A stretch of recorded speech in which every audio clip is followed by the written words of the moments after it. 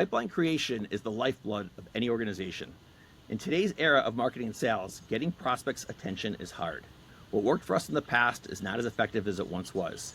Breaking through requires a different approach, different playbooks, and we must rethink what it is to create prospect and customer engagement. Hello, everyone, and welcome to the Revenue Lounge. I am your host, Randy Likas, and today I am joined by Michael Phelan. Michael is the founder of GotoMarketPros, and GotoMarketPros helps organizations grow revenue through innovative sales and marketing programs. Michael and his team at GotoMarketPros was recognized as the winner of the B2B Innovator Award from Demand Gen Report last fall at the B2B Marketing Exchange Conference in Atlanta. Michael, thank you so much for joining us today. Thank you for having me on, Randy. Yeah, looking forward to having our discussion. So I usually like to start and ask a little bit about you and your background, right? So can you maybe tell us a little bit about yourself, what led you to start GotoMarketPros many years ago, and maybe some examples of the type of work that you do for your clients?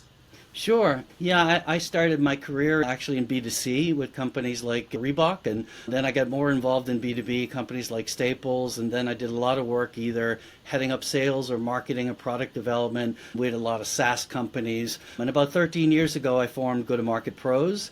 And the reason why I did is I saw marketing was increasingly fractured and specialized, if you think about all the different specialties of marketing and sales. So companies were losing a united or integrated sense of what was happening in the market, really what customers and prospect wanted, what was going on with competitors. And I really thought that they didn't understand them as well and didn't have a really good go-to-market strategy. I started working with companies on that. I work with a lot of companies. Outreach is one of my clients, and Iron Mountain, Condé Nast. So I work with a lot of big companies, but I also work with a lot of emerging growth companies.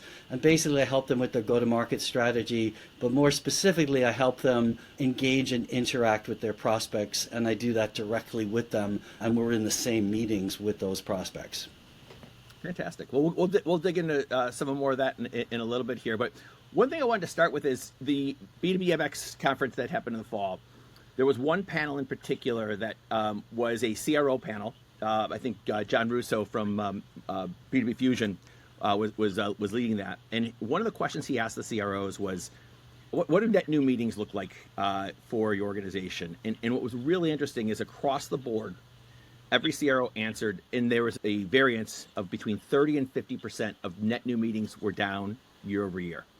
We did a webinar about this a few weeks ago and asked the same question of our audience, and we have very similar responses. What do you make of this?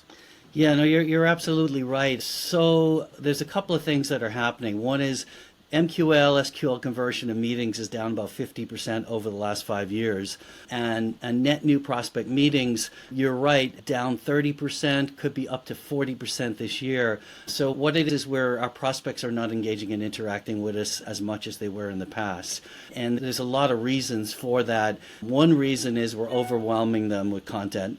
Another reason for them is they're becoming more strategic and selective in terms of who they engage with. And a third reason is that the suppliers, the providers in the industry are not providing enough value to the prospect to justify an interaction. And it's interesting when you see like SKO meetings, and I look at the agenda for SKO meetings that have happened in January, February 2025, they're not really addressing this head on. And I think part of it is they're not sure how to address it.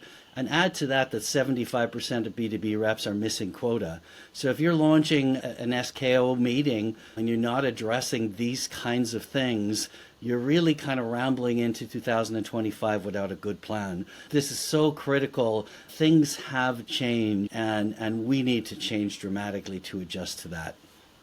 Yeah, so I think there's some interesting market dynamics that are going on right now with the misuse and mass automation that most companies have used over the past couple of years. It worked really, really well.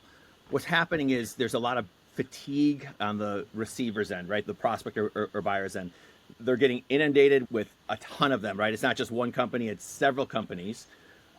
They can spot it a mile away, right? In their inbox, they're seeing not relevant, or there's a mass email, and they're just already hitting delete, delete, delete, right? They're applying what's the mental spam filter. So even the good messages, I think, that people are spending a lot of time doing, like, you're competing with a lot of bad things, and so it's really, really hard to break through. So I think that's one thing.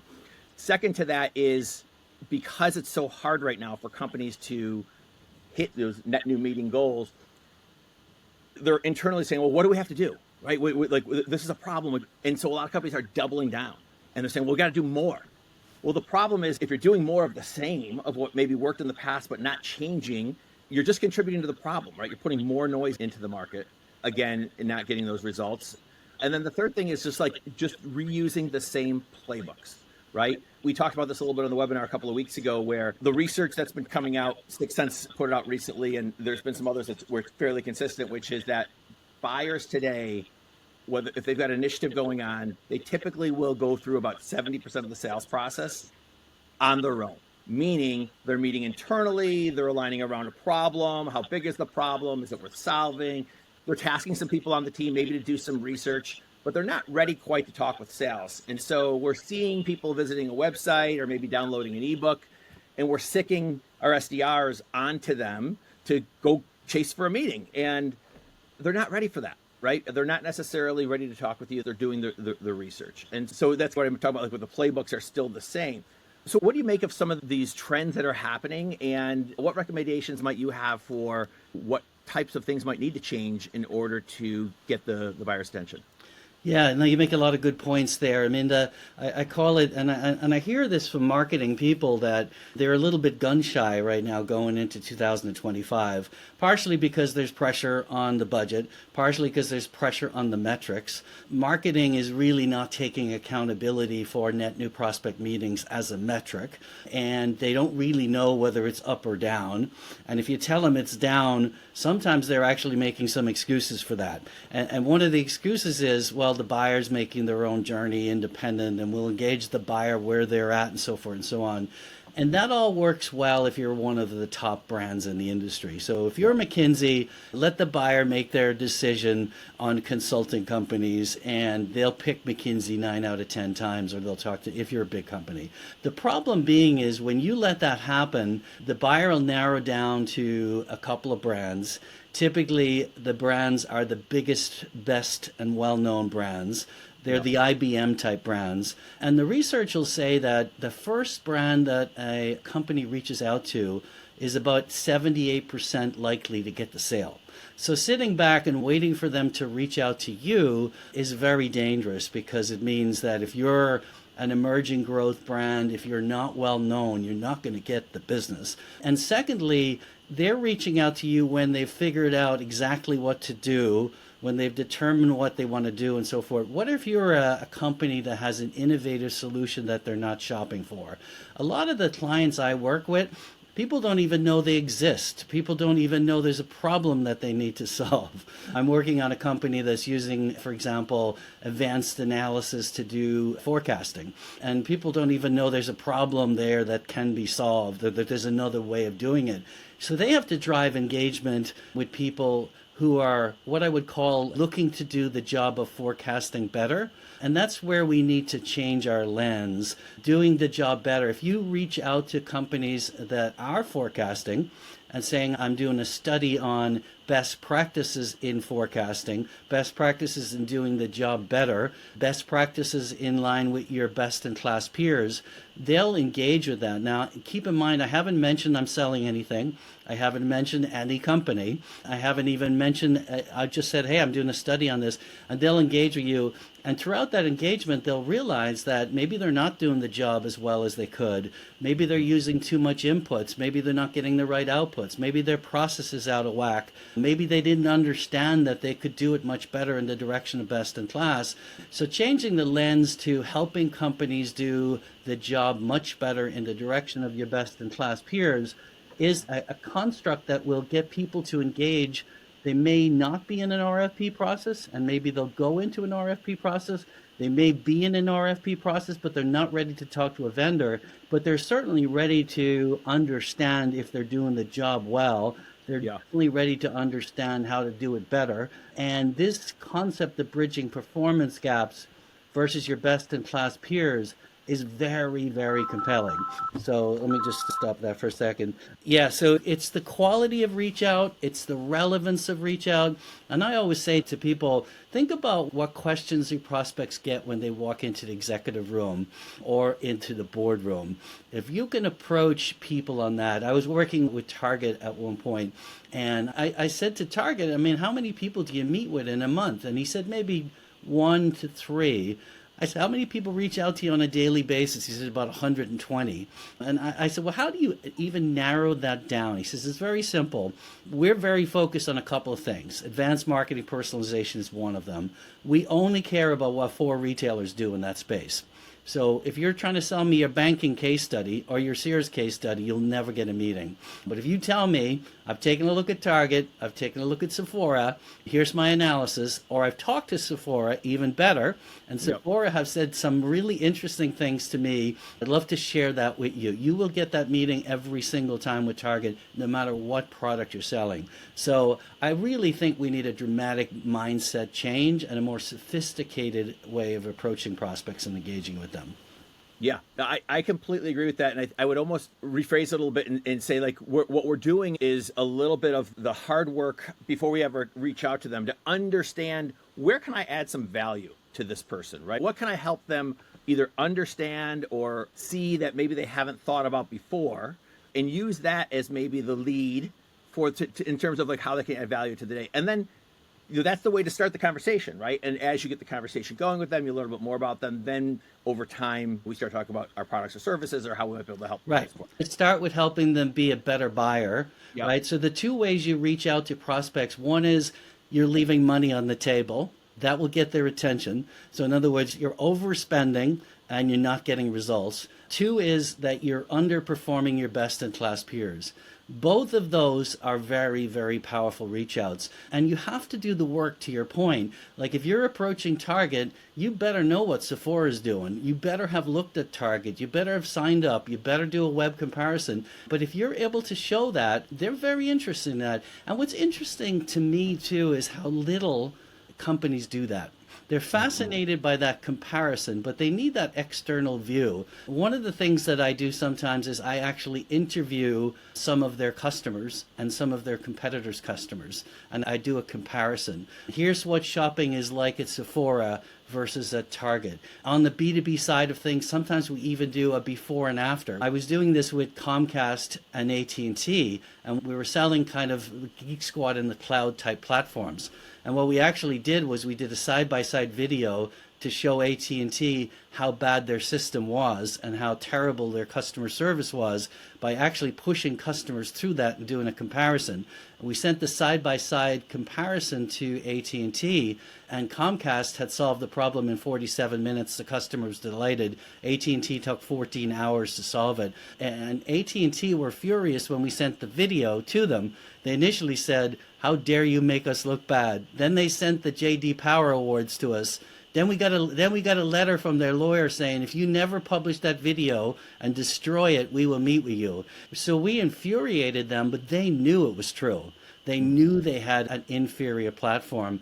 They didn't know how much better the other one was. But the perspective of showing them what it looks like for your customer to go through an experience, or your employee, a side-by-side experience, is incredibly powerful and gets great results. And very rarely do B2B solution providers do that kind of work, and it gets great attention if you do it.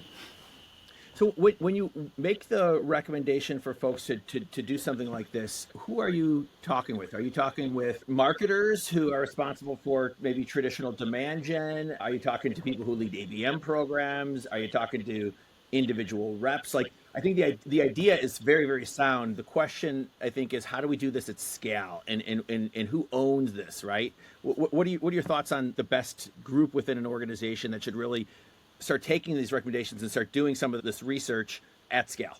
Yeah. So the research that we do is I moderate the meetings with the prospects and I bring sales in on the meetings. It's funny, I remember the days when people would be behind the glass panel, Yeah. or the days when you do research and the researcher would say, hey, a lot of people are ready to buy from you, but I can't tell you who. So what we do is we bring that client forward as the sponsor of the study. I interview them in the first half of the study. What are you doing right now? What works well, and so forth and so on. I just want to check back to, give me that question again. I might have gone slightly off track there again.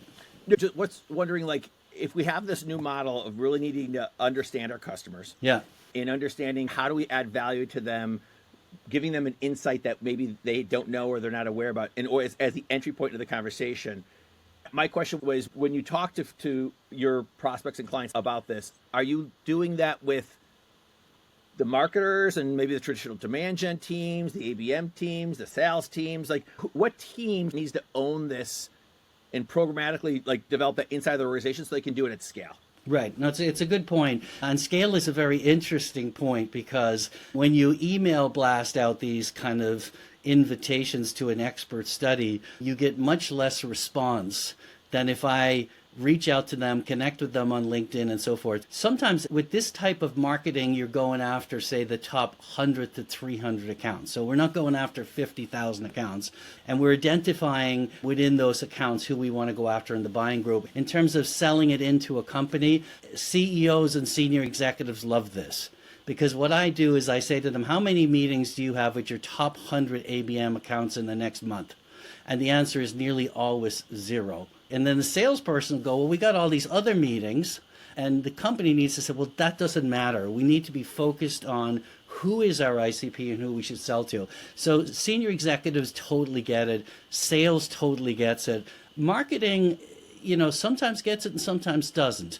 Marketing may view something like this as a lead gen program. Once sales sees how it works and the fact that they can be in meetings with senior people with accounts that would never meet with them and have high value conversations, they totally get it. And sometimes marketing is all about lead gen, and they think about, well, we need 50,000 of these to get 5,000 of these to get 50 of these. My point is, if you've got 100 key, I have a client up in Canada, Exchange Solutions, and the CEO said to the sales team and the marketing team on January 1st, how many meetings do we have with our top 100 prospects? And he says, you know what, I'm going to meet every Monday and Friday with this team until we have meetings. And 3 weeks later, they still had no meetings. So they hired me. I got them into 95 of the top 100 prospects.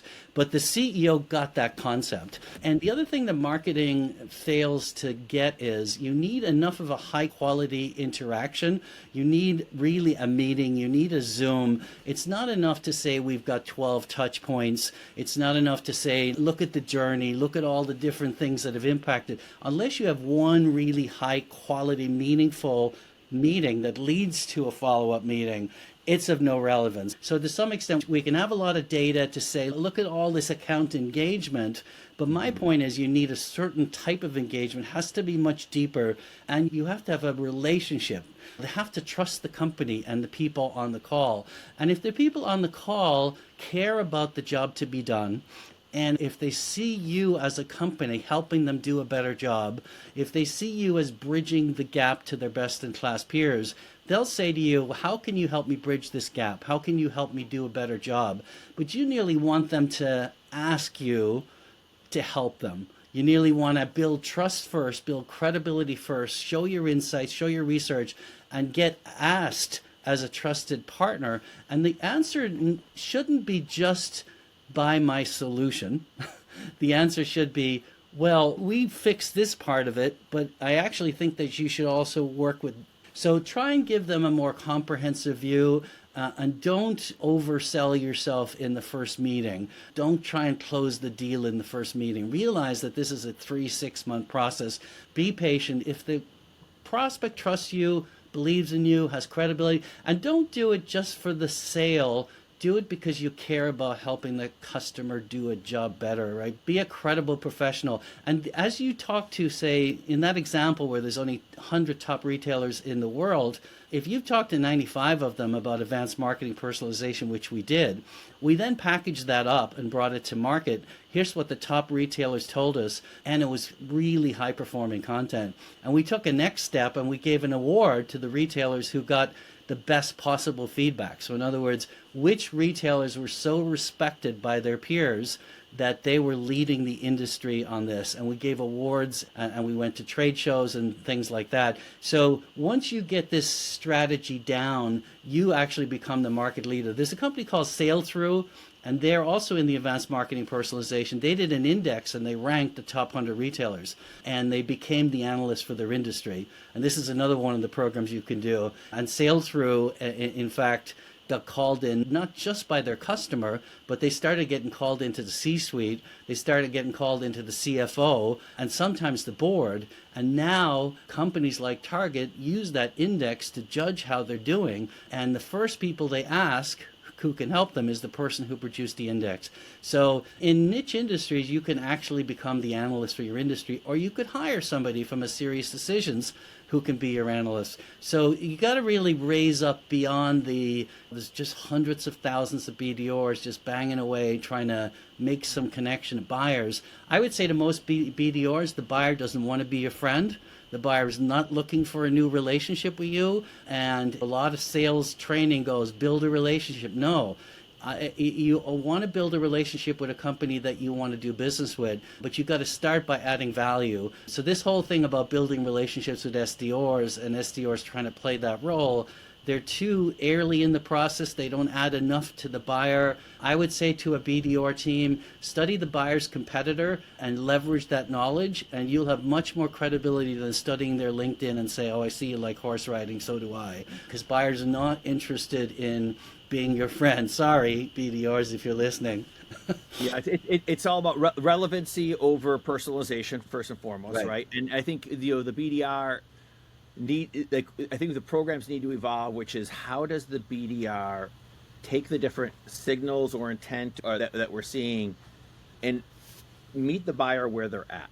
Meaning, I saw you were looking at a few other things, or you downloaded a couple different pieces of content, or you maybe attended a webinar. One thing that we hadn't talked about yet that covered in those pieces of material is that a lot of other people find value in. And it gets them to think, oh, wow, this person's not necessarily just trying to hound me for 30 minutes of my meeting when I'm not ready. They're actually trying to help me in my buying decision, right?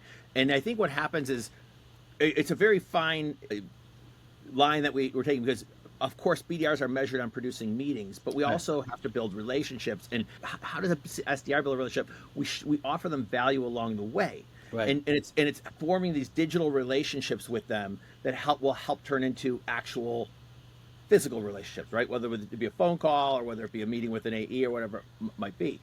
So I love what you're talking about in terms of like how to put together maybe a different framework that we can approach folks. When you're talking with prospects and customers, is this landing with the sales leaders? We talked about like focusing on maybe a top 100 accounts. Is it something you're talking with ABM leaders about because it's things that they need to build into their place? Like, how does someone take what you're talking about and bring that into their organization so that it's part of a coordinated program? What have you been seeing? Yeah, so I do a workshop and it's best practices on prospecting programs. And what I do is I bring them through all the trends, what's happening. We talked about some of them, meeting trends and conversion trends and buyer trends. So we talk about that. And then I bring them through that change in mindset. And then I said, well, here's 20 different approaches that you can use that do add a lot of value, and they're very tangible and can be executed, and then the teams will pick and choose them. In the room sometimes is GTM, sales enablement, sales, and marketing. But I will say that it's funny that a lot of companies finding what I would call net new logos harder and harder, and they really know they have a need. But a lot of companies that are doing land and expand even have a higher need, but they don't see it as strong. So if you think about land and expand, a lot of times the people in land and expand operations are more kind of, I would call them like they're customer marketers. They do case studies and user conferences, and all that's great. A lot of the people who are actually in charge of accounts, they're really kind of program people. They know how to implement things. They know how to get contracts through. They're good at standing up a program and getting it working, but they're not great on prospecting. They don't know how to take that one use case and turn it into 20. So I think a lot of executives overstate their ability to develop their current accounts. They overstate the capability of the team to develop land and expand programs. So I think this whole concept of best practices in prospecting is even more applicable to land and expand. But you have to push harder because they think, oh, I already own that account. I already have a relationship. Our executives know them and so forth and so on. But that doesn't mean if you only have 1% of the business in that account, the question is, are you driving it to 10, 20, 50%? And is your strategy and team equipped to do that? And I think executives and leaders overstate that capability. So I'd like to do more with land and expand teams around helping them, because they didn't come out of the prospecting world. They aren't the kind of prospecting professionals. So I do a lot of work on the net new logo side, and maybe in 2025, I'd like to do a lot more work on the land and expand side as well. Yeah. So maybe we could take the framework that the program that you talk about, that you bring in and you workshop and you teach. How do you use that same framework or program to go out and land business for yourself, right, for GotoMarketPros? Like, what are some of the signals or some of the things that you look for where you say this might be a great candidate for GotoMarketPros to help? Yeah. What do you look for? Yeah, it's funny. People ask me, well, who's my ICP? Who's my ideal customer? And I have worked all the way up the food chain, from really small companies, mid-sized companies, and large. I would say a lot of them are in tech for sure. I think winning an award for the most innovative B2B program is good and grabs some attention. I think speaking at conferences is good. And when I spoke at the BMX conference down in Atlanta, somebody approached me and said, I've been following your work for a couple of years, and we've never met in person. And by the time I got back to Boston, the end of the week, a contract was signed and we're off and running. So they needed to see that, to meet in person, to have that kind of credibility of speaking at a conference. So people have to have a strong need, and they have to realize that they can't necessarily solve that themselves. So people have that perspective on ABM, that they're actually measuring how many meetings we have with these top 100 to 300 prospects. They're looking at that, and they have a sense of urgency.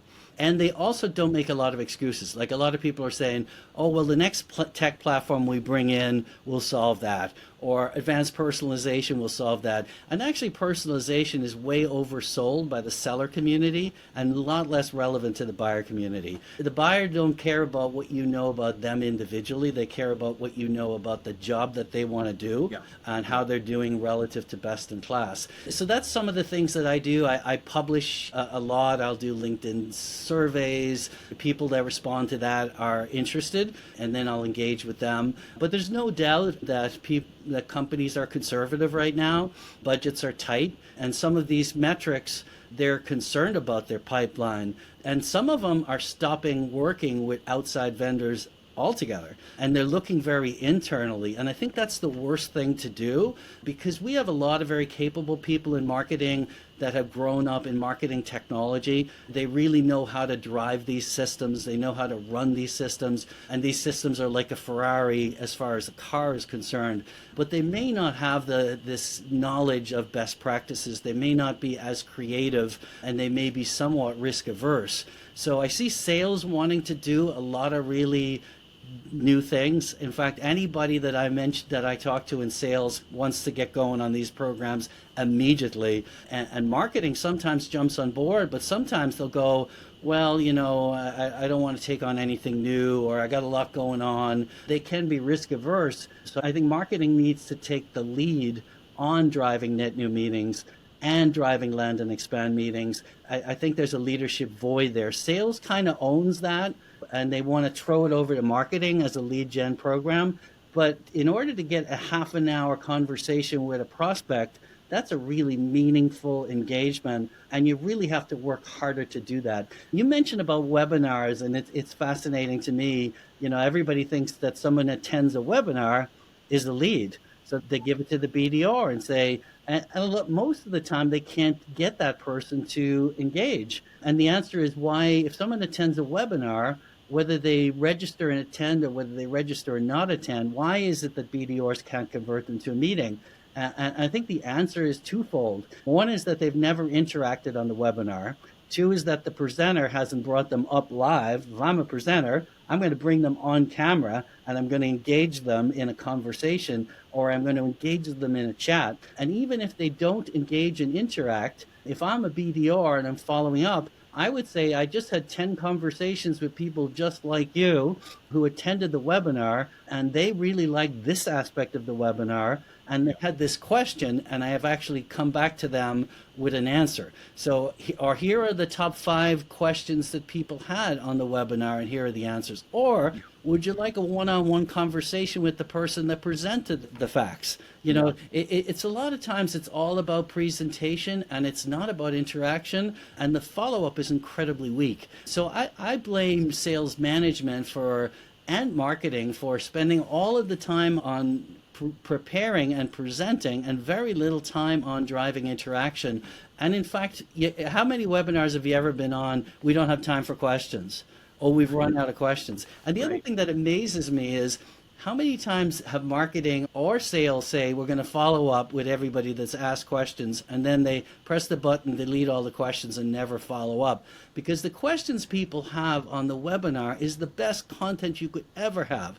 So what I do is I help my clients understand that it only starts when you launch the webinar, and you need to think about driving interaction during the webinar, but more importantly, how do you get people to engage after the webinar? And there's a lot of very smart ways of doing that, and I would say nearly everybody I see is blowing that. The type of follow-up I've mentioned and the types of interaction is not happening. We're spending a fortune on webinars and we're not thinking about engagement, interaction, and follow-up. And then we throw it to the salespeople, and it's not really fair to them either, because we don't give them a strategy to engage after the webinar. And in fact, you have to have something incremental. Like you have to say, like when the rep reaches out, you have to say, hey, I have another piece of content. I have another piece of research. I have something that wasn't on the webinar that I'd like to share with you. So give the reps something to use. So it's kind of like you push out the white paper and then you give the reps nothing. I think we need to think about splitting up. The white paper is a third of it, the webinar is a third of it, and the other third is given to the reps as exclusive asset that's highly relevant that they can use for engagement. So we just need a much smarter strategy on follow-up to all these things. Same things with events, and there's so much more can be done at events and post events as well. 100%. I agree with everything you just said. Too many times we toss the registration list over the fence and say, here are the people that attended, see if they wanted to have a meeting.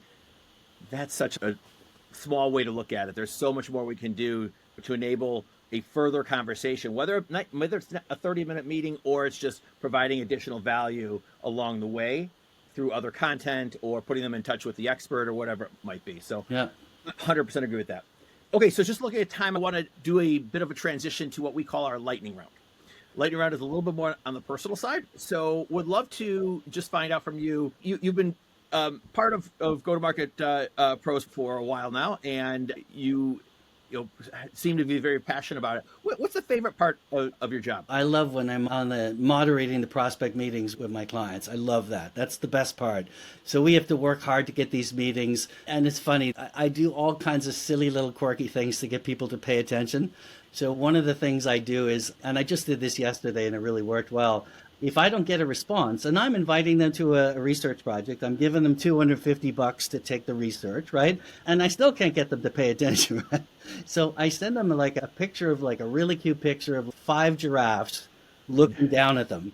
And some people go, well, that's a cute picture of giraffes and so forth. So yesterday I didn't get a response, and this person engaged with me, wanted to be part of the survey, connected with me on LinkedIn, and I sent her all this follow-up, radio silence. So I sent her the picture of the giraffe, and I said, did you see this? And I sent the picture of the giraffe, and no response still. So then I sent her a follow-up. I said, what, do you not like giraffes? And then she said, that is so freaking funny. And then all of a sudden, we're engaged. So, quirky little cute things like that can get people out of you're just you're AI, or you're just so I love when somebody has been hard to get and we figure out a way. But most importantly, I love when I have a really good interaction with my client. I love when the prospect really says, that's interesting, I want to learn more about that. And when the prospect actively wants a follow-up as well, because this would be a prospect that never heard of this company, got to know them on a 30-minute call, and wanted to follow up an engagement. Or even better, we'll make an introduction for us, and so forth. So we go from nothing to a high-level interaction with a follow-up. And that for me is great because they don't have to boil the ocean to get there. I can get them right into that. So I love that. And I love when we can go to market with the findings of the study. And I love when I see a salesperson elevate their pitch enormously after listening. So they don't get to talk until I talk with the prospect for 15 minutes. But what I find is they elevate their pitch enormously. So they go from a level 1 pitcher to a level 8 pitcher on the call because they're thinking, listening first, and what they come back with is exactly relevant to the prospect. I've seen so many pitches where people, did you see that the one I love is, did you see we're Inc. 10,000?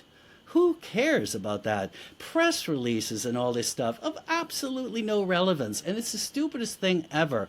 But they're all pushing out. So we're pushing out press releases. We're pushing out blogs that is of completely no interest to our buyers.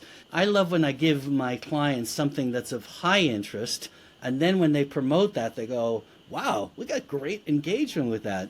Well, we thought carefully about what to do, and we got great content, but people are really desperate for this kind of engagement. And when marketing sees it and sales sees it, they love it.